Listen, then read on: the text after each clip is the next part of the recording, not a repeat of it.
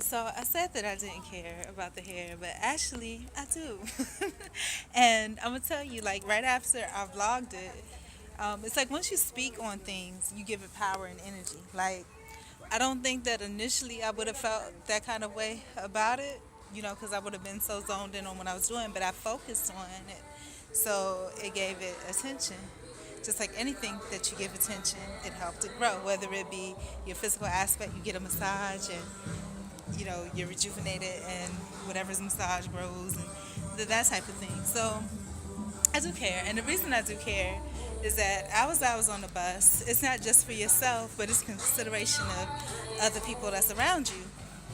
So I started talking to people. When I walked past, I only have one ear because the other thing broke, and that's when I was talking about finances because that's God showing me that hey, you can't be letting stuff, your finances go like that because you know you you know even though you don't think you have much, the little things do matter.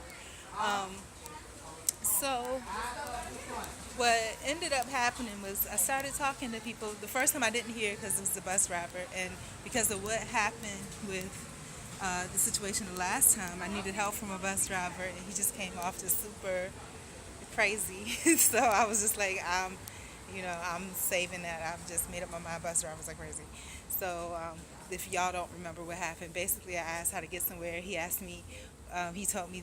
I didn't ask him how to get somewhere. I asked him the right bus to take. He told me the bus. He asked me what street. I gave him the street because I said, well, maybe he needs to know. Then he wanted to know if I was going to work or whatever. And I hesitated a little bit because I was like, I don't know if I want to disclose that in a public place. But I was just like, well, I'm just going to take care of some business. He got offended, told me some story about how he asked some guy where he was going or something like that. And um,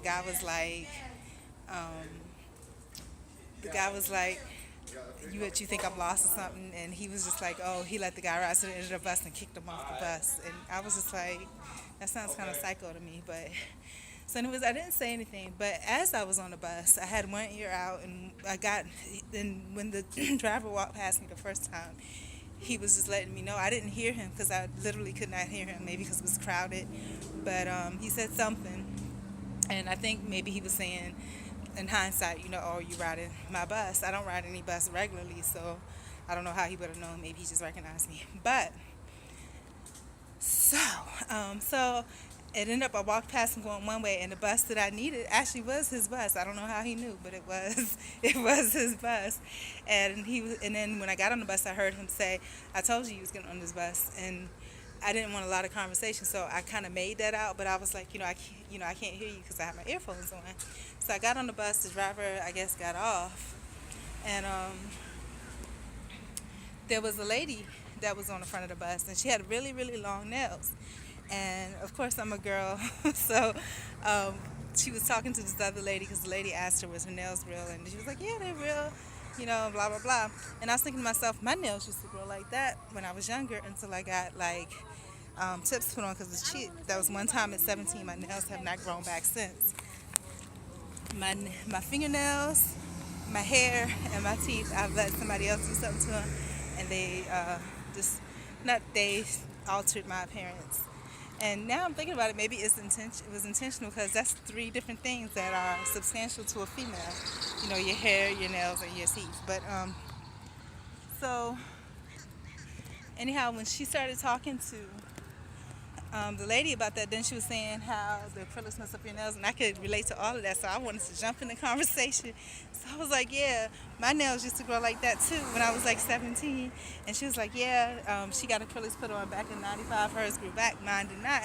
But I was just like, mine was 93, so that's 20 something, over 20 years ago. And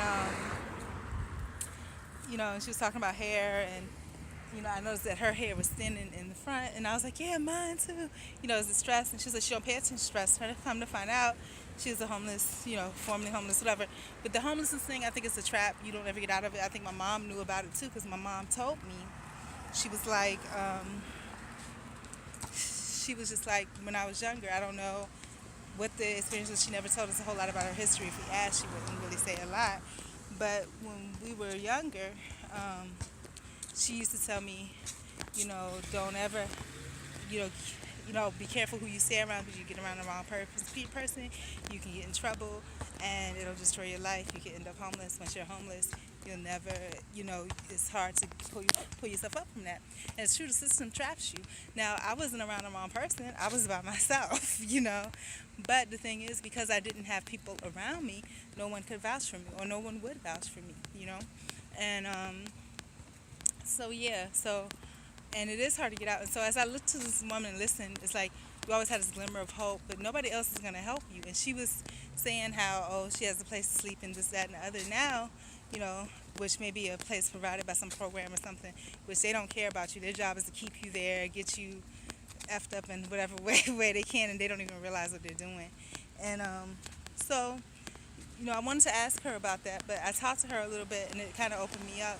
Then some other guy got on the bus that was like, and we had some of the same features, the skin color, his eyes, of course, were bigger than mine. I don't have any eyes, and they were light brown, and his hair was different than mine. His hair was like my hair, you can tell it's Afrocentric hair, but his hair was, it was curly, but not this texture curly. It was like big curls, different curly. But so he asked me where I was from, and I told him. We started a conversation, and it was good. Then this guy got on the bus and started yelling loud about some Haitian man about just crazy stuff, and that ended everything, and I went to the back. But the point is that I do care because I felt self-conscious, like getting up, walking, which I normally would do confidently because I know what my legs look like. I felt self-conscious when people spoke to me because of that, when normally I wouldn't, because I really, as far as uniqueness and, the things that you wear, I'm not self-conscious about that at all. But, as far as personal upkeep, and that shows that at some point I had a mother.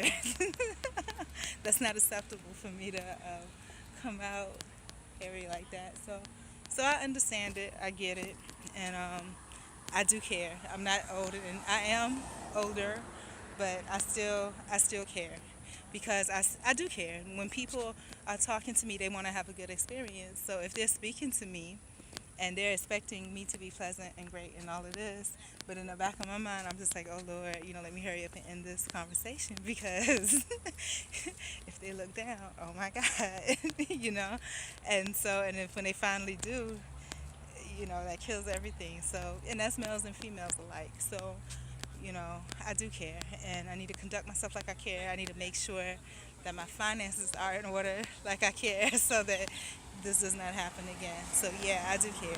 I do care.